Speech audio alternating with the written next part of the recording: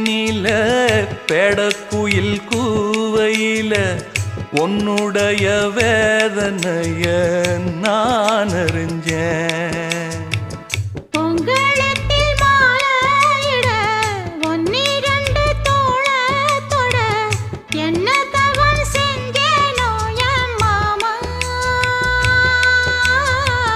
வண்ணக்கிளி கையத்தொட சின்ன சின்ன கோலமிட உள்ளம் மட்டும் வழியே நானே, உள்ளம் மட்டும் வழியே நானே.